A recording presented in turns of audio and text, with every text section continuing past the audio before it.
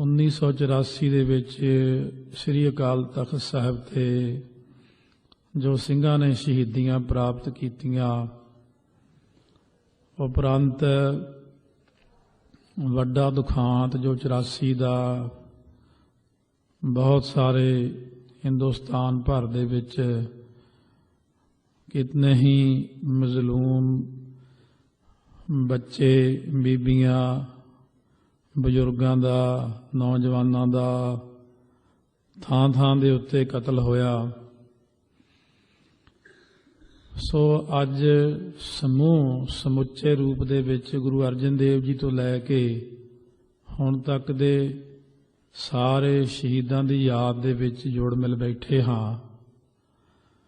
ये पूरने पाए सतगुरु गुरु अर्जन देव साहब महाराज ने शहीदी दा भाव शादी देनी, अपना खून दे के अपने धर्म प्रति। सो शहीदी विच कारण ये बन जाते ने कि पवित्र लहू हुंदा, एक पवित्र लहू जिहड़ा महापुरुषां दा, ऐसा संसार दे अंदर सदा ही चलदा आया। क्योंकि अज शहीदी का प्रसंग है, इस करके आप विचार कर रहे हाँ। शहीदी मस्तक ते बहुत भागां नाल लिखी होवे तां मिलदी है। शहीदी कोई छोटी मोटी चीज़ नहीं, क्योंकि शहीद का रुतबा अपने च बहुत वड्डा मन्निया जांदा। इस करके भाई मती दास जी जपजी साहब दे 25 पाठ रोज़ करते सी। भाई दयाला जी श्री सुखमनी साहब दे 21 पाठ रोज़ करते सी। ते भाई सती राम जी सतनाम वाहिगुरू का अभ्यास इन्ना ज़्यादा करते सी। ये भागां दे नाल चीज़ प्राप्त हुंदी है। इस करके जिहड़ा ये रुतबा मिलना, क्योंकि ब्रह्म ज्ञान प्राप्त करना बहुत औखा, पर शहीद हुंदियां सारी ब्रह्म ज्ञान मिल जाना एक बड़ी वड्डी बख्शिश है। पर जे पहलां कमाई कीती होवे, कमाई करन वालियां नूं सतगुरु सच्चे पातशाह बख्शिश करदे ने। इस करके सब तो पहलां जरूरी है अमर छकना, रहत रखनी, फिर जपजी साहब दे पाठ करने, मूल मंत्र का अभ्यास करना, गुरमंत्र का अभ्यास करना।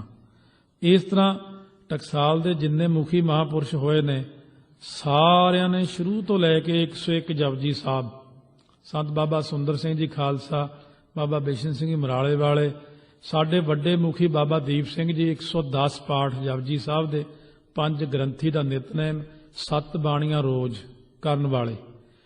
फिर इन्नी शक्ति कि सीस तली ते रख के जंग कर सकते हैं। तो जे गुरबाणी का आधार ना होवे अंदर, फिर तो बंदा खून के 2 तुपके देख के ही डर जाता। इस करके जो शहीदी दीयां गल्लां करनियां, वड्डियां गल्लां करनियां, पता कित्थे लगदा? मैदान जंग दे विच। सो साडे पंथ दे विच 21वीं सदी के महान गुरसिख जी लिखे दा संत बाबा जरनैल सिंह जी खालसा, नारंगवाल की गल है 1974 च दसंबर के महीने की गल है, जब जथा उत्थे ठहरिया होया सी। जदों महापुरुष संत बाबा करतार सिंह जी खालसा कथा कर रहे सी, असी पोथियां प्रकाश करके अगे बैठे।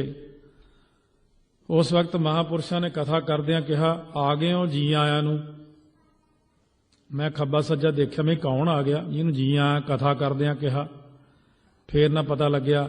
फिर जो उठ के खड़े हुए अरदास करके कहने धन भाग बह जा भाई साजा। उस वक्त मैं देखा महापुरुषों वाल, अज उन्होंने एक पुरानी तस्वीर देखी मैं महापुरुषों की। सो उदों चोला महापुरुष बहुता लंबा नहीं सी पाया करते, बिल्कुल सादा जिहा गरीबड़ा जिहा सुभाਅ रखते हुंदे सी।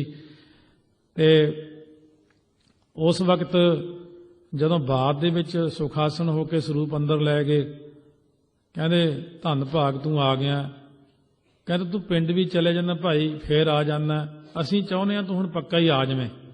उदों बाबा दीप सिंह वांगू महापुरुषां ने अपने तीर नाल लकीर खिंचती दरियां दे उत्ते ही, कहते भाई जरनैल सिंह जां तां इधर आ जा जां फिर उधर रह। वो सीन उदों दोबारा देखण नूं मिलिया। महापुरुषां दा सोहना लंबा कद और उस वक्त अपना सोहना चरण अगे रख दिता, कहने मैं तो इधर ही आऊँगा तुहाडे वल नहीं। फिर सिंघां ने जकारे छड्डे, कहने जिहड़े बार बार पिंड चले जाना साडा भी नहीं जी लगदा। उस वक्त मेरे मन च आई, मैं कि सादा जिहा सिंह है, इहदी बड़ी उपमा करदे आ। फिर भाई राम सिंह जथेदार सुल्तानपुरी कहण लगे, यही सिंह है जिहड़ा 101 जपजी साहब रोज़ करदा। ਉਦੋਂ ਤੋਂ ਫਿਰ ਸਾਡਾ ਬਹੁਤ ਜ਼ਿਆਦਾ ਪਿਆਰ ਬਣ ਗਿਆ। ਮਹਾਂਪੁਰਸ਼ ਤਾਂ ਜਨਨੀ ਜਨੈ ਤਾਂ ਭਗਤ ਜਨ, ਇਹ ਵੀ ਗੁਣ ਹੈ। ਕੈ ਦਾਤਾ ਕੈ ਸੂਰ, ਤਿੰਨੇ ਗੁਣ ਮਹਾਂਪੁਰਸ਼ਾਂ ਵਿੱਚ ਸੰਪੰਨ। ਭਗਤੀ ਵੀ ਰੱਜ ਕੇ ਕੀਤੀ, ਔਰ ਮਹਾਂਪੁਰਸ਼ਾਂ ਨੇ ਸੂਰਮਾਪੁਣਾ ਵੀ ਰੱਜ ਕੇ ਦਿਖਾਇਆ। ਔਰ ਦਾਤਾ ਐਡਾ ਕਿ ਜੇ ਸਿੰਘ ਮੰਗੇ, ਮਹਾਰਾਜ ਜੀ ਆਹ ਇਹ ਚੀਜ਼ ਲੈਣੀ, ਸਾਰੀ ਜੇਬ ਵੀ ਮੂਹਰੇ ਪਲਟ ਦੇਣੀ, ਲੈ ਬਈ ਜਿੰਨੇ ਮਰਜ਼ੀ ਪੈਸੇ ਚੱਕ ਲਾ। ਸੋ ਇਸ ਤਰ੍ਹਾਂ ਗਰੀਬਾਂ ਨੂੰ ਬਹੁਤ ਦਾਨ ਦੇਣਾ, ਕੋਈ ਵੀ ਆ ਗਿਆ ਦਾਨ ਦੇਣਾ।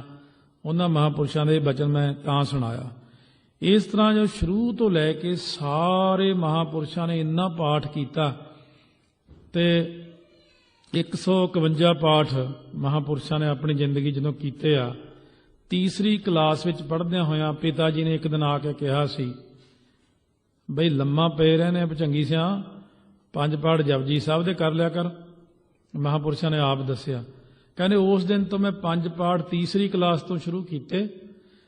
ਵੱਡਾ ਹੋਣ ਤੱਕ ਮੈਂ 151 ਜਪਜੀ ਸਾਹਿਬ, ਇੱਕ ਸਹਿਜ ਪਾਠ ਮਹੀਨੇ ਦਾ, 5 ਗ੍ਰੰਥੀ, 5 ਬਾਣੀਆਂ ਤੇ ਰਹਿ ਰਾਸ ਤੇ ਕੀਰਤਨ ਸੋਹਿਲਾ। ਕਹਿੰਦੇ 22 ਘੰਟੇ ਦਾ ਨਿਤਨੇਮ ਸੀ ਮੇਰਾ ਰੋਜ਼ ਦਾ। 2 ਘੰਟੇ ਸੌਣਾ ਰਾਤ ਨੂੰ 11 ਤੋਂ 1 ਵਜੇ ਤੱਕ, ਤੇ 22 ਘੰਟੇ ਖੇਤਾਂ 'ਚ ਕੰਮ ਕਰਨਾ। ਤਾਂ ਇਸ ਕਰਕੇ ਮੈਂ ਬੇਨਤੀ ਕੀਤੀ, ਮੈਂ ਸੋ ਉਸ ਵਕਤ ਬੇਨਤੀ ਕਰਤੀ, ਮੈਂ ਕਿਹਾ ਜੀ ਤੁਸੀਂ ਇਹ ਦੱਸੋ 22 ਘੰਟੇ ਕੰਮ ਇਨਸਾਨ ਕਰ ਨਹੀਂ ਸਕਦਾ, ਇੰਨਾ ਸਰੀਰ ਤਾਕਤਵਰ। ਕਹਿੰਦੇ ਕੰਮ ਕਰਾਉਣ ਵਾਲੇ ਵੀ ਆ ਜਾਂਦੇ ਹੁੰਦੇ ਆ ਫਿਰ। ਕਹਿੰਦੇ ਉਹ ਵੀ ਨਾਲ ਕੰਮ ਕਰਾ ਦਿੰਦੇ ਸੀਗੇ। ਮੈਂ ਜੀ ਉਹ ਕੌਣ? ਕਹਿੰਦੇ ਸ਼ਹੀਦੀ ਫੌਜਾਂ। ਇਸ ਕਰਕੇ ਜਦ ਇੰਨਾ ਨਿਤਨੇਮ ਕੀਤਾ, ਇੰਨੀ ਕਿਰਪਾ ਹੋ ਕੇ ਉਸ ਰੁਤਬੇ ਉੱਤੇ ਜਾਣ ਲਈ ਨਾਲ ਫਿਰ ਕਿਰਪਾ ਦੀ ਲੋੜ ਹੁੰਦੀ ਆ। ਅਸਲ ਵਿੱਚ ਜਦੋਂ ਕਿਰਪਾ ਹੁੰਦੀ ਆ, ਸੋ ਉਦੋਂ ਦਾਸ ਦੀ ਡਿਊਟੀ ਸੋ ਸ੍ਰੀ ਅਕਾਲ ਤਖ਼ਤ ਸਾਹਿਬ ਤੇ ਸਹਾਇਕ ਰਾਗੀ ਵਜੋਂ ਸੀ, ਭਾਈ ਗੁਰਸ਼ਰਨ ਸਿੰਘ ਦੇ ਨਾਲ। ਭਾਈ ਮੁਖਤਿਆਰ ਸਿੰਘ ਮੁਖੀ ਹੁੰਦੇ ਸੀ, ਉਹ ਅੱਜ ਕੱਲ੍ਹ ਕੈਲੀਫੋਰਨੀਆ ਵੱਲ ਨੇ। ਸਵੇਰੇ 4 ਜੂਨ ਨੂੰ ਜਦ ਉਹਨਾਂ ਨੇ ਪਹਿਲਾ ਸ਼ਬਦ ਪੜ੍ਹਿਆ ਭਾਈ ਗੁਰਸ਼ਰਨ ਸੋਹਣਾ ਨੇ, ਫਿਰ ਉਹਨਾਂ ਨੇ ਆਸਾ ਮਹੱਲਾ ਚੌਥਾ ਛੰਤ ਘਰ ਚੌਥਾ ਹਰ ਅੰਮ੍ਰਿਤ ਭਿੰਨੇ ਲੋਇਣਾ ਪੜ੍ਹਿਆ ਸਾਰਾ ਛੰਤ। ਹੁਣ ਮੇਰੀ ਵਾਰੀ ਸਹਾਇਕ ਰਾਗੀ ਦੀ। ਮੈਂ ਕਿਹਾ ਇੱਕ ਬਸ ਓਂਕਾਰ ਨਹੀਂ ਕਹਿ ਹੋਇਆ, 25-30 ਬੰਬ ਸਿੱਧੇ ਹੀ ਅਕਾਲ ਤਖ਼ਤ ਸਾਹਿਬ ਦੇ ਉੱਤੇ ਵੱਜੇ ਆ ਕੇ ਗੁੰਬਜ ਤੇ। ਇੰਨੀ ਧਮਾਕੇਦਾਰ ਆਵਾਜ਼ ਹੋਈ ਕਿ ਉਸ ਵਕਤ ਅਸੀਂ ਉੱਠ ਕੇ ਛੇਤੀ ਨਾਲ ਅੰਦਰ ਆ ਗਏ। ਜਦ ਸਵੇਰ ਦੇ 9 ਵੱਜ ਗਏ, ਮਹਾਂਪੁਰਸ਼ਾਂ ਦੀ ਇੱਕ ਚੀਜ਼ ਮੈਨੂੰ ਯਾਦ ਆਈ। ਕਹਿੰਦੇ ਰਾਗੀ ਸਿਆਂ ਆਸਾ ਦੀ ਵਾਰ ਨਹੀਂ ਲਾਈ ਅੱਜ? ਅਸੀਂ ਕਿਹਾ ਜੀ ਬਾਹਰ ਤਾਂ ਫਿਰ ਇਹ ਚੱਲ ਪਿਆ ਕੰਮ, ਫਿਰ ਅਸੀਂ ਅੰਦਰ ਬਹਿ ਗਏ। ਕਹਿੰਦੇ ਉਹ 10ਵੇਂ ਪਾਤਸ਼ਾਹ ਨੇ ਸਰਸਾ ਨਦੀ ਪਾਰ ਕਰਕੇ ਪੋਹ ਮਾਘ ਦੇ ਦਿਨਾਂ 'ਚ ਪਿੱਛੇ 10 ਲੱਖ ਤੁਰਕ ਚੜ੍ਹਿਆ ਆਉਂਦਾ ਸੀ, ਆਸਾ ਦੀ ਵਾਰ ਲਾਈ, ਤੁਸੀਂ ਉਹੀ ਛੱਡੀ ਜਾਂਦੇ ਹੋ। ਫਿਰ ਸਾਨੂੰ ਹੁਕਮ ਹੋਇਆ ਆਸਾ ਦੀ ਵਾਰ ਦਾ। ਕਹਿੰਦੇ ਜਦ ਤੱਕ ਪ੍ਰਕਾਸ਼ ਹੁੰਦਾ ਗੁਰੂ ਗ੍ਰੰਥ ਸਾਹਿਬ ਦਾ, ਤੁਸੀਂ ਆਸਾ ਦੀ ਵਾਰ ਲਾਉਣੀ ਹੈ, ਤੁਸੀਂ ਸੋਦਰ ਲਾਉਣਾ, ਤੇ ਥੱਲੇ ਮੇਰੇ ਕੋਲ ਬਹਿ ਜਾ ਕਰੋ ਆ ਕੇ। ਬਸ ਤੁਸੀਂ ਇਹ ਰੂਟੀਨ ਨਹੀਂ ਤੋੜਨੀ, ਜਦੋਂ ਪ੍ਰਕਾਸ਼ ਨਾ ਹੋਊਗਾ ਉਦੋਂ ਦੇਖਾਂਗੇ। ਸੋ ਇਸ ਤਰ੍ਹਾਂ ਸਾਧ ਸੰਗਤ ਜੀ 4 ਨੂੰ ਸਵੇਰੇ ਆਸਾ ਦੀ ਵਾਰ, ਸ਼ਾਮ ਨੂੰ ਸੋਦਰ, 5 ਨੂੰ ਫਿਰ ਆਸਾ ਦੀ ਵਾਰ, ਸ਼ਾਮ ਨੂੰ ਫਿਰ ਸੋਦਰ, ਫਿਰ 6 ਨੂੰ ਸਵੇਰੇ ਪ੍ਰਕਾਸ਼ ਨਹੀਂ ਹੋਇਆ। ਬਹੁਤ ਘਮਸਾਨ ਹੋਇਆ ਉਦੋਂ। ਤੇ ਉਸ ਵਕਤ ਫਿਰ ਮੈਨੂੰ ਕਹਿਣ ਲੱਗੇ, ਤੂੰ ਨਾ ਡਰੀ, ਤੇਰੀ ਉਮਰ ਬਹੁਤ ਲੰਬੀ ਆ, ਤੂੰ ਮੈਥੋਂ ਬਾਅਦ ਪ੍ਰਚਾਰ ਕਰਨਾ ਸਿੱਖੀ ਦਾ। ਉਹ ਮੈਂ ਆਖਿਆ, ਮੈਂ ਤਾਂ ਸਹਾਇਕ ਰਾਗੀ, ਮੈਂ ਤਾਂ ਕਦੇ ਕਥਾ ਕੀਤੀ ਨਹੀਂ। ਕਹਿੰਦੇ ਨਹੀਂ, ਮਹਾਰਾਜ ਤੈਥੋਂ ਕਥਾ ਕਰਾ ਲੈਣਗੇ ਆਪੇ। ਉਹਨਾਂ ਦੀ ਬਖਸ਼ਿਸ਼ ਦਾ ਸਦਕਾ ਸਾਰੇ ਵਰਲਡ ਦੇ ਵਿੱਚ ਜਿੰਨੀਆਂ ਸੀੜੀਆਂ ਸੰਗਤ ਸੁਣਦੀ ਆ, ਮੈਂ ਕਈ ਦੇਸ਼ਾਂ 'ਚ ਹਲੇ ਤੱਕ ਗਿਆ ਨਹੀਂ, ਪਰ ਸੰਗਤ ਸੁਣ ਕੇ ਆਪੇ ਹੀ ਅੰਮ੍ਰਿਤ ਛਕੀ ਜਾਂਦੀ ਆ, ਆਪੇ ਹੀ ਨਸ਼ੇ ਛੱਡੀ ਜਾਂਦੇ ਨੇ, ਆਪੇ ਹੀ ਸਭ ਕਿਰਿਆ ਹੋ ਰਹੀ ਕਿ ਮਹਾਂਪੁਰਖਾਂ ਦੇ ਇੱਕ ਬਚਨ ਨਾਲ ਹੋ ਰਹੀ ਆ।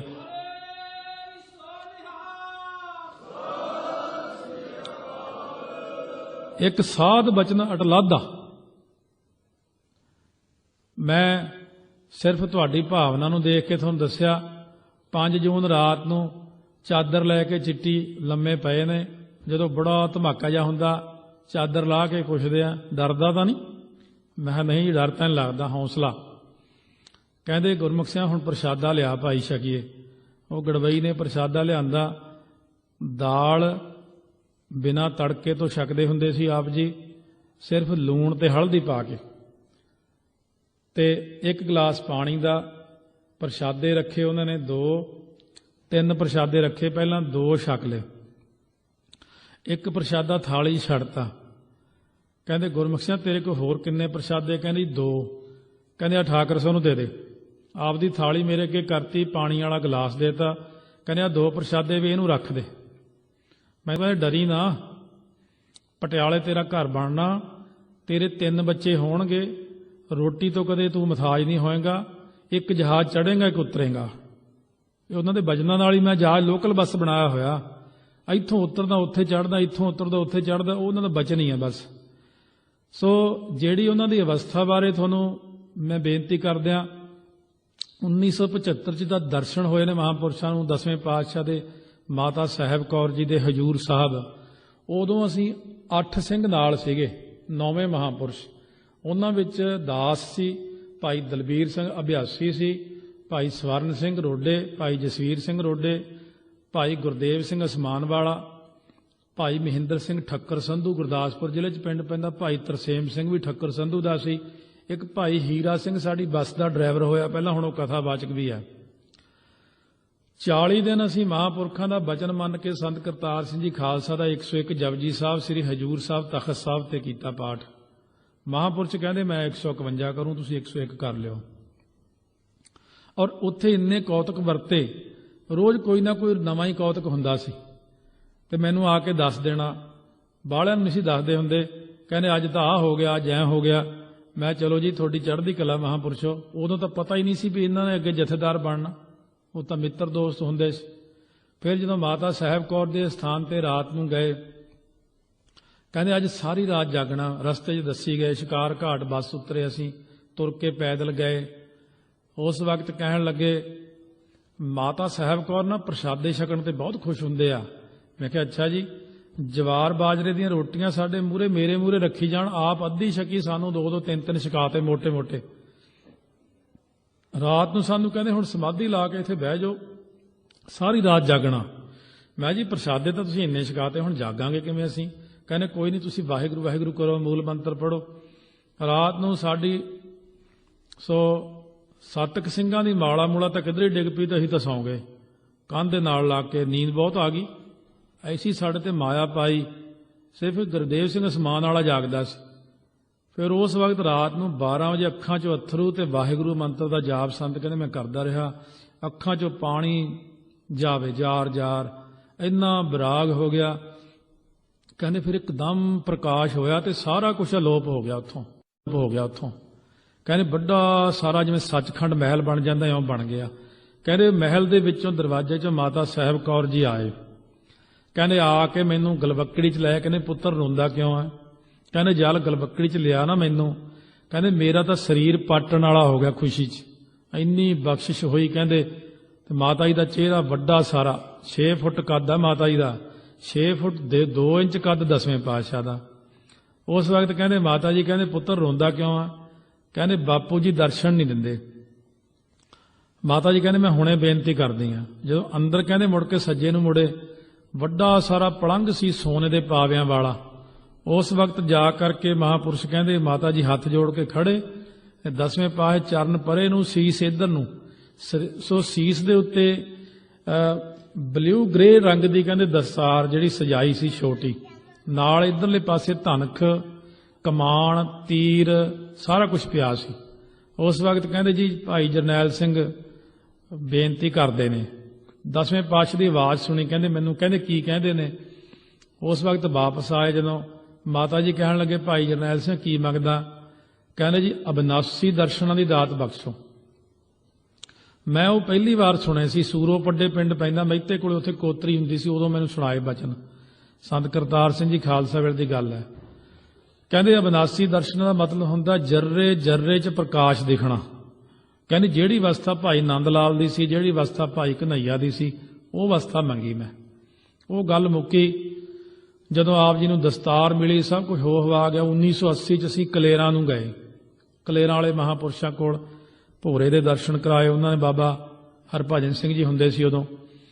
ਤੇ ਉਦੋਂ ਬਾਅਦ ਜਦੋਂ ਉੱਥੋਂ ਬੱਸ 'ਚ ਬੈਠ ਕੇ ਅਸੀਂ ਤੁਰ ਪਏ ਵਾਪਸ, ਕੋਟ ਈਸੇ ਖਾਂ ਵੱਲ ਨੂੰ, ਵਿੱਚੋਂ ਇੱਕ ਸੜਕ ਜਾਂਦੀ ਸੀ। ਮੂਹਰਲੇ ਪਾਸੇ ਕੈਬਨ ਦੇ ਵਿੱਚ ਅਸੀਂ ਬੈਠੇ ਹਾਂ, ਮੈਂ, ਭਾਈ ਰਿਸ਼ਪਾਲ ਸਿੰਘ ਪੀਏ ਅਤੇ ਇੱਕ ਭਾਈ ਹੋਰ ਸਿੰਘ ਸੀ, ਭਾਈ ਦਾਰਾ ਸਿੰਘ ਡਰਾਈਵਰ ਗੱਡੀ ਚਲਾਉਂਦੇ ਸੀ।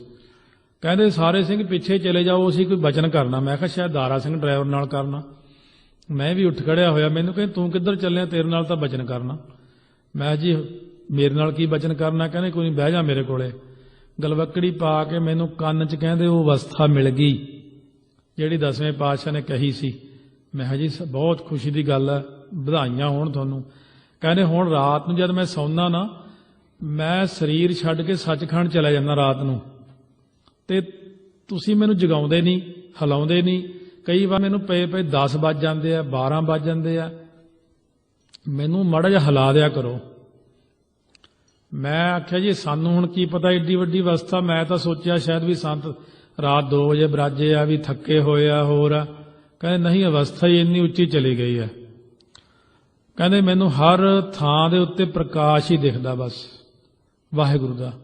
ਮੈਂ ਕਿਹਾ ਜਿਹੜਾ ਆ ਹੋ ਰਿਹਾ ਸਾਰਾ ਕੁਝ, ਕਹਿੰਦੇ ਇਹ ਡੰਡੇ ਵਾਲੇ ਦਾ ਹੁਕਮ ਹੈ ਬਾਪੂ ਦਾ, ਮੈਂ ਆਪਣੀ ਮਰਜ਼ੀ ਨਹੀਂ ਕਰ ਰਿਹਾ ਕੁਝ, ਮੈਨੂੰ ਜਿਹੜੀ ਉਹਨਾਂ ਨੇ ਬਚਨ ਕਹੇ। ਸੋ ਇਸ ਕਰਕੇ ਸਾਨੂੰ ਹੁਕਮ ਸੀ ਕੀਰਤਨ ਕਰਨ ਦਾ। ਸੋ ਅਖੀਰਲੇ ਸਮੇਂ ਤੇ ਮਹਾਂਪੁਰਸ਼ਾਂ ਨੇ ਸਾਨੂੰ ਇੱਕ ਬਚਨ ਕੀਤਾ, ਤੁਸੀਂ ਸੰਕਲਪ ਨਾ ਕਰਿਓ ਮੇਰੇ ਨਾਲ ਜਾਣ ਦਾ। ਉਸ ਵਕਤ ਸਾਨੂੰ ਥੱਲੇ ਹੀ ਛੱਡ ਦਿੱਤਾ ਤਾਂ 35-40 ਸਿੰਘ ਨਾਲ ਬਸ ਆਵਾਜ਼ ਸੁਣਦੀ ਸੀ, ਰਾਜ ਕਰੇਗਾ ਖਾਲਸਾ, ਪੰਥ ਕੀ ਜੀਤ ਕਰਦੇ ਹੋਏ ਸਾਰੇ ਬਾਹਰ ਨਿਕਲ ਗਏ। ਔਰ ਉਸ ਤੋਂ ਬਾਅਦ ਅਸੀਂ ਆਪਣੇ ਪਿਛਲੇ ਪਾਸੇ ਸਾਡੇ ਕੁਆਟਰ ਸੀ, ਸੋ ਜਿਵੇਂ ਮੁਲਾਜ਼ਮ ਰਹਿੰਦੇ ਹੁੰਦੇ ਨੇ ਉੱਥੇ ਆਏ। ਉਸ ਤੋਂ ਬਾਅਦ ਅਸੀਂ ਆਪਣੇ ਜੁੱਤੀ ਪਾਈ, ਜੋੜਾ ਪਾਇਆ। ਜਦੋਂ ਬਿਲਕੁਲ ਸਾਰਾ ਸਮਾਪਤ ਹੋ ਗਿਆ, ਸਾਨੂੰ ਇੱਕ ਹੁਕਮ ਸੀ ਵੀ ਤੁਸੀਂ ਬਾਹਰ ਚਲੇ ਜਾਣਾ। ਬਸ ਅਸੀਂ ਬਾਹਰ ਚਲੇ ਗਏ ਪਿਛਲੇ ਰਸਤੇ, ਔਰ ਮਹਾਂਪੁਰਸ਼ਾਂ ਦੇ ਹੁਕਮ ਅਨੁਸਾਰ ਅਸੀਂ ਦੱਸਤਾ ਉਹਨਾਂ ਨੂੰ ਸਹੀ ਅਸੀਂ ਤਾਂ ਭਾਈ ਇੱਥੇ ਕੀਰਤਨ ਕਰਨ ਵਾਲੇ ਰਾਗੀ ਹਾਂ। ਤਾਂ ਉਦੋਂ ਸ਼੍ਰੋਮਣੀ ਕਮੇਟੀ 'ਚ ਮਹਾਂਪੁਰਸ਼ਾਂ ਨੇ ਆਪ ਹੀ ਮੇਰਾ ਵਿਆਹ ਕੀਤਾ, ਆਪ ਹੀ ਮਹਾਂਪੁਰਸ਼ਾਂ ਨੇ ਸਾਨੂੰ ਨੌਕਰੀ ਤੇ ਲਵਾਇਆ ਤੇ ਕਹਿੰਦੇ ਤੁਸੀਂ ਤਾਂ ਭਾਈ ਕੀਰਤਨ ਵਾਲੇ ਹੀ ਹੋ, ਤੁਸੀਂ ਤਾਂ ਕਥਾ ਹੀ ਕਰਨੀ ਆ, ਹੋਰ ਨਹੀਂ ਕੁਝ। ਤੇ ਇਸ ਤਰ੍ਹਾਂ ਸਾਨੂੰ ਹੁਕਮ ਹੈ ਸਾਧ ਸੰਗਤ ਜੀ ਮਹਾਂਪੁਰਸ਼ਾਂ ਵੱਲੋਂ ਪ੍ਰਚਾਰ ਕਰਨ ਦਾ। ਸੋ ਦਾਸ ਪ੍ਰਚਾਰ ਹੀ ਕਰਦਾ। ਇਸ ਤਰ੍ਹਾਂ ਮਹਾਂਪੁਰਸ਼ਾਂ ਦੇ ਜਿਹੜੇ ਬਚਨ ਹੋਏ, ਉਸ ਤੋਂ ਬਾਅਦ ਮਹਾਂਪੁਰਸ਼ਾਂ ਦੇ ਨਾਲ ਕਿਤਨੇ ਹੀ ਹੋਰ ਜਿਹੜੇ ਕੌਤਕ ਵਰਤੇ ਉਹਦੇ ਬਾਰੇ, ਕਿਉਂਕਿ ਇੱਕ ਹੁੰਦਾ ਅੱਖੀਂ ਦੇਖੀ ਕੋਈ ਚੀਜ਼, ਅੱਖਾਂ ਨਾਲ ਕੁਝ ਵੀ ਨਹੀਂ ਦੇਖਿਆ। ਅਸੀਂ ਤਾਂ ਸਿਰਫ ਵਿਰਾਗ ਹੀ ਇੰਨਾ ਸੀ ਸਾਡੇ ਮਨ 'ਚ ਕਿ ਪਤਾ ਨਹੀਂ ਕੀ ਬਣਿਆ। ਉਸ ਵਕਤ ਮਹਾਂਪੁਰਸ਼ਾਂ ਨੇ ਬਾਬਾ ਠਾਕੁਰ ਸੋਹਣਾ ਕੋਲ ਜਦ ਮੈਂ 1985 'ਚ ਆ ਕੇ ਮਿਲਿਆ, ਮਹਾਂਪੁਰਸ਼ਾਂ ਨੇ ਮੇਰਾ ਹੌਸਲਾ ਵਧਾਇਆ। ਕਹਿੰਦੇ ਠਾਕੁਰ ਸਿਆਂ ਤੋ ਮਨ ਦੇ ਅੰਦਰ ਵਿਰਾਗ ਨਹੀਂ ਕਰਨਾ ਭਾਈ। ਤੇ ਬ੍ਰਹਮ ਗਿਆਨੀ ਮਹਾਂਪੁਰਸ਼ਾਂ ਦਾ ਬਚਨ ਸੀ, ਕਹਿੰਦੇ ਮਹਾਂਪੁਰਖ ਜ਼ਰੂਰ ਕਿਰਪਾ ਕਰਨਗੇ, ਆਉਣਗੇ, ਤੂੰ ਮਨ ਦੇ ਅੰਦਰ ਵਿਰਾਗ ਨਾ ਕਰੀ। ਤੋ ਸਹੀ ਗੱਲ ਤਾਂ ਇਹ ਆ ਵੀ ਜਿਹੜਾ ਇਹ ਸਰੀਰ ਦੇ ਉੱਤੇ ਹੰਢੀਆਂ ਚੀਜ਼ਾਂ ਹੁੰਦੀਆਂ ਨਾ, ਜਿਹਦੇ ਅਸੀਂ ਤਾਂ ਵੈਸੇ ਹੀ ਚੁੱਪ ਰਹਿੰਦੇ ਆ ਵੀ ਉਹਨਾਂ ਨੂੰ ਯਾਦ ਕਰਕੇ ਹੀ ਸਾਡਾ ਇੰਨਾ ਮਨ ਭਰ ਜਾਂਦਾ ਵੀ ਤੁਹਾਡਾ ਆਪਣਾ ਹੀ ਭਰ ਜਾਂਦਾ ਵਿਰਾਗ ਕਰਕੇ। ਮੈਂ ਬਹੁਤਾ 5ਵੇਂ ਪਾਤਸ਼ਾਹ ਦਾ ਪ੍ਰਸੰਗ ਵੀ ਨਹੀਂ ਸੁਣਾ ਸਕਦਾ, ਸਾਹਿਬਜ਼ਾਦਿਆਂ ਦਾ ਜਾਂ ਸਿੰਘਾਂ ਦਾ, ਉਹੀ ਮਨ ਦੇ ਅੰਦਰ ਵਿਰਾਗ ਜਿਹਾ ਆ ਜਾਂਦਾ ਵੀ ਕਿੰਨਾ ਚੰਗਾ ਸੀ, ਕਿੰਨੇ ਅਭਿਆਸ ਕਰਦੇ ਸੀ, ਕਿੰਨੇ ਸਿੰਘ ਸੀ ਬਾਣੀ ਪੜ੍ਹਨ ਵਾਲੇ, ਵੀ ਇਹ ਵਾਹਿਗੁਰੂ ਨੂੰ ਜੋ ਮਨਜ਼ੂਰ ਸੀ, ਸੱਚੇ ਪਾਤਸ਼ਾਹ ਦਾ ਹੁਕਮ ਹੀ ਸੀ। ਮੈਂ ਮਹਾਂਪੁਰਸ਼ਾਂ ਦੀ ਸ਼ਕਤੀ ਬਾਰੇ ਮੈਂ ਵਰਣਨ ਕਰਦਿਆਂ, ਜੇ ਉਹ ਚਾਹੁੰਦੇ ਤਾਂ ਸਾਰਾ ਕੁਝ ਹੀ ਕਰ ਸਕਦੇ ਸੀ। ਮੈਂ ਬੇਨਤੀ ਕੀਤੀ, ਮੈਂ ਜੀ ਹੁਣ ਤੁਹਾਡੇ 'ਚ ਇੰਨਾ ਕੁਝ ਹੈ, ਕੁਝ ਕਰ ਦਿਓ। ਕਹਿੰਦੇ ਹੁਕਮ ਹੀ ਨਹੀਂ। ਫਿਰ ਦੁਬਾਰਾ ਬੇਨਤੀ ਕੀਤੀ, ਮੈਂ ਜੀ ਕੁਝ ਕਰ ਦਿਓ। ਕਹਿੰਦੇ ਹੁਕਮ ਹੀ ਨਹੀਂ। ਤੀਜੀ ਵਾਰ ਮੈਂ ਬੇਨਤੀ ਕੀਤੀ, ਮਹਾਰਾਜ ਤੁਸੀਂ ਕੁਝ ਕਰਦੇ ਹੀ ਨਹੀਂ ਗਏ, ਤੁਸੀਂ ਕਰ ਸਕਦੇ ਹੋ ਸਾਰਾ ਕੁਝ। ਕਹਿੰਦੇ ਭਾਈ ਠਾਕੁਰ ਸਿਆਂ ਜੇ ਹੁਕਮ ਹੋਵੇ ਨਾ ਧਰਤੀ ਗਰਕ ਕਰ ਦਿਆਂ। ਕਹਿੰਦੇ ਹੁਕਮ ਨਹੀਂ 10ਵੇਂ ਪਾਤਸ਼ਾਹ ਦਾ, ਇਸ ਕਰਕੇ ਆਰਾਮ ਨਾਲ ਬੈਠੇ ਰਹੋ, ਤੁਸੀਂ ਆਪਣੀ ਸੇਵਾ ਨਿਭਾਉਣੀ ਹੈ ਜ਼ਿੰਦਗੀ 'ਚ। ਮੈਂ ਜੀ ਆਪਣਾ ਉਹ ਤਾਂ ਫਿਰ ਵਿੱਚ ਹੀ ਰਹਿ ਗਿਆ ਖਿਆਲ ਦੋਨਾਂ ਦਾ, ਵੀ ਜਦ ਤੁਹਾਨੂੰ ਦਸਤਾਰ ਨਹੀਂ ਸੀ ਮਿਲੀ, ਤੁਸੀਂ ਮੈਨੂੰ ਕਿਹਾ ਸੀ ਵੀ ਆਪਾਂ ਪਹਾੜਾਂ 'ਚ ਚੱਲਾਂਗੇ, ਗੁਫਾ 'ਚ ਰਹਾਂਗੇ, 151 ਜਪਜੀ ਸਾਹਿਬ ਮੈਂ ਕਰੂੰ, ਤੂੰ 51 ਕਰੀ, ਤੂੰ ਮੇਰੇ ਕੱਪੜੇ ਲੀੜੇ ਧੋ ਦਿਆ ਕਰੀ, ਪ੍ਰਸ਼ਾਦਾ ਛਕਾਇਆ ਕਰੀ। ਮੈਂ ਫਿਰ ਮੈਂ ਕਿਹਾ ਹੁਣ ਤਾਂ ਤੁਸੀਂ ਇਹ ਮੇਰਾ ਫੁਰਨਾ ਕਦ ਪੂਰਾ ਹੋ। ਕਹਿੰਦੇ ਕੋਈ ਨਹੀਂ, ਜਿਹੜੀ ਕਥਾ ਦੀ ਡਿਊਟੀ ਤੈਨੂੰ ਮਿਲਣੀ ਆ ਨਾ, ਕਥਾ ਦੀ ਸੇਵਾ ਮਿਲਣੀ ਆ, ਕਹਿੰਦੇ ਬਸ ਇਹ ਸਮਝ ਨਾਮਦਾਨ ਹੀ ਆ, ਕਥਾ ਦੀ ਸੇਵਾ ਤੈਨੂੰ ਮਿਲਣੀ ਆ, ਇਹ ਨਾਮਦਾਨ ਹੀ ਆ। इन्ना कहते बाकी तू महाराज की कृपा रहू, जब तू कथा की सेवा मुका लेगा ना फिर मैनू कहते चल तेरी हरमंदर साहब अरदास कर दिना। मैं पहलां दी गल है, हरमंदर साहब अरदास करके जो उठ के खड़े हुए रागी ਸਿੰਘਾਂ ने पढ़िया, पहलों बाबे पाया बख्शदर पिछों दे तां घाल कमाई। कहने सुन ला तेरे नाल भी ऐं होनी आ, जिहड़ी तू घाल कमाई करनी है नाम दी जिंदगी दे अखीर ते करेगा, पहलां तू सेवा ही करेगा। सो मेरा संकल्प 1.25 ਲੱਖ जपजी साहब करन दा जां 36 ਲੱਖ मूल मंत्र करन दा जां 101 सहज पाठ करन दा। वाहिगुरू किरपा करे मेरे तिन्ने संकल्प पूरे हो जाण, नहीं तो एक तो जरूर महाराज किरपा करे। बाकी यही मेरी बेनती है सारे ਸਿੰਘਾਂ ਨੂੰ कि जिहड़ी वड्डी चीज़ हुंदी आ, वो हुंदी आ अपना जीवन रहत बहत महापुरखों ने दसे हुए पूर्णिया ते चल के अपने जीवन नूं उच्चा ते सुच्चा बनाउणा, यही वड्डी चीज़ हुंदी आ। मैं सारे ਸਿੰਘਾਂ ਨੂੰ यही बेनती करूँगा कि महापुरुष हुण भी जे कदे सुपने च भी मिल पैणगे ते कहणगे ਉਹ तू जपजी साहिब दे पाठ छड्ड ते हुण 25 तां कर लिया कर। मैं जी हुण जदों 4-5 कथा करनियां पैंदियां सिर थक जांदा मेरा तां। संत करतार सोहणी कहंदे एक दिन कहंदे चल ठाकर सिंह 5 पाठ जपजी साहिब दे रोज़ कर लिया कर, इन्ने बड़िया नाल 4-5 कथा कर दिया कर। ਇਹ ਜ਼ਰੂਰ ਆ ਬਈ ਸੁਪਨੇ 'ਚ ਆ ਕੇ ਹੌਸਲਾ ਵਧਾ ਜਾਂਦੇ ਇੱਕ ਵਾਰੀ। ਕਹਿੰਦੇ ਮੈਂ ਕਿਹਾ ਜੀ ਮੈਂ ਤਾਂ ਹੁਣ ਕੋਈ ਭਜਨ ਨਹੀਂ ਸਿਮਰਨ ਨਹੀਂ, ਇਸ ਤਾਂ ਕਥਾ ਹੀ ਕਰੀ ਜਾਂਦੇ ਆ। ਤੇ ਮੈਨੂੰ ਬਾਬਾ ਕਰਤਾਰ ਸਿੰਘ ਜੀ ਖਾਲਸਾ ਛਾਤੀ ਤੇ ਹੱਥ ਮਾਰ ਕੇ ਕਹਿੰਦੇ ਅੱਗੇ ਮੈਂ ਜ਼ਿੰਮੇਵਾਰ ਹਾਂ, ਅੱਗੇ ਦੀ ਚਿੰਤਾ ਨਾ ਕਰੀ ਤੂੰ। ਇਸ ਕਰਕੇ ਅਸੀਂ ਨਹੀਂ ਸਮਝਦੇ ਮੇਰੇ ਤੋਂ ਦੂਰ ਨੇ। ਜਦ ਮੈਂ ਕਥਾ ਕਰਦਾ ਮੇਰੇ ਸਿਰ ਤੇ ਹੀ ਖੜ ਜਾਂਦੇ ਆ ਕੇ, ਆਹ ਕਹਿੰਦੇ ਕੋਈ ਡੋਲ ਨਾ ਜਾਈ, ਕਥਾ ਕਰ ਤੈਨੂੰ ਮਹਾਰਾਜ ਆਪੇ ਬਖਸ਼ਿਸ਼ ਕਰਨਗੇ। इस करके मैं तो जो मैनू आउंदा मैं दसदा, सीधा सादा हिसाब मेरा ना तो मैनू कुछ आउंदा ही छज्जू झौर वांगू, ते बस मैं इक्को ही समझदा जिहड़ा मैनू प्रशादा छकाया सी ना उहदे च ही सारा कुछ दे गए मैनू। महापुरखों ने किरपा कीती आ, पंजवें पातशाह नूं याद कीता, महापुरखों नूं याद कीता और बाबा ठाकुर सिंह जी ब्रह्म ज्ञानी महापुरुष। सो अवस्था अवस्था की गल हुंदी आ, दुनिया नहीं समझ सकती। लोग के जाने बपड़ा जे मन नाही ज्ञान।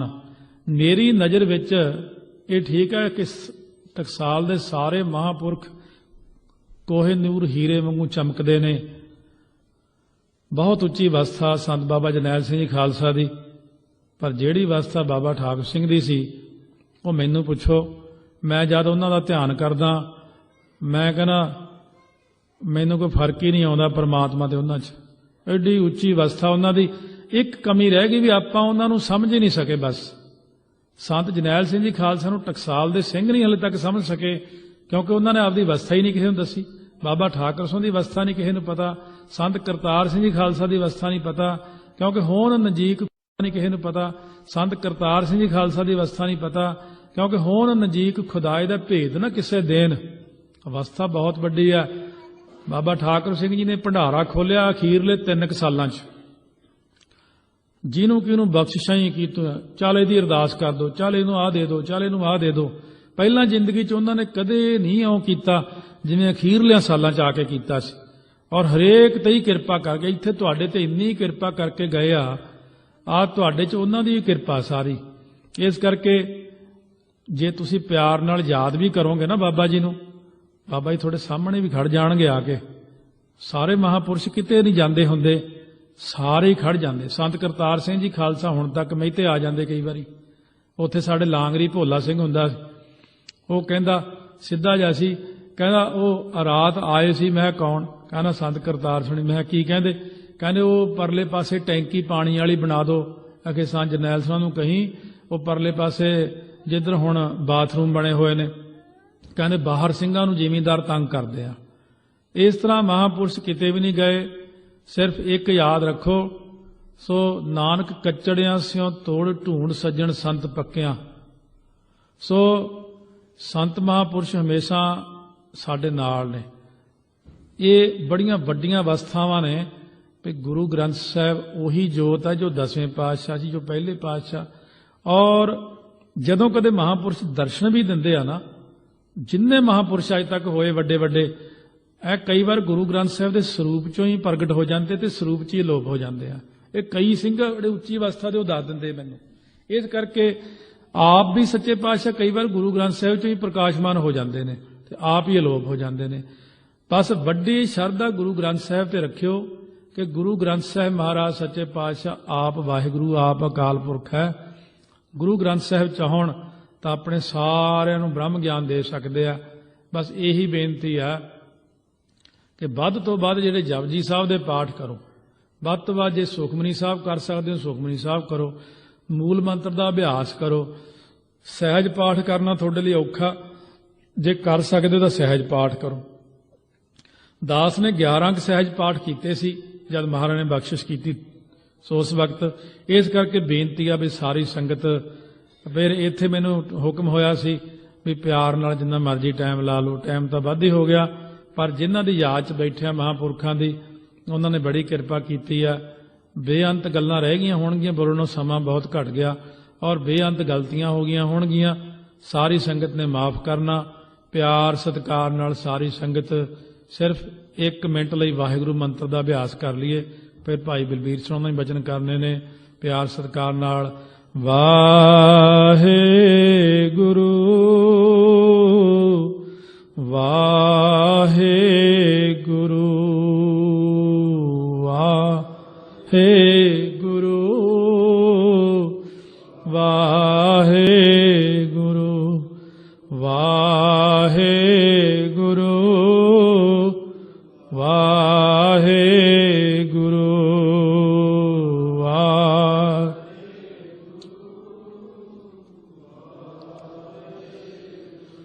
ਵਾਹਿਗੁਰੂ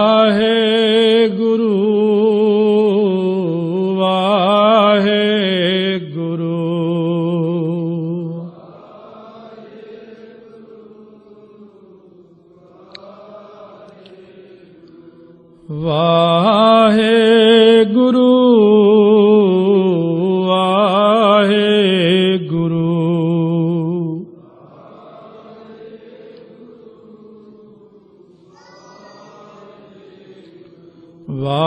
ਵਾਹਿਗੁਰੂ ਵਾਹਿਗੁਰੂ।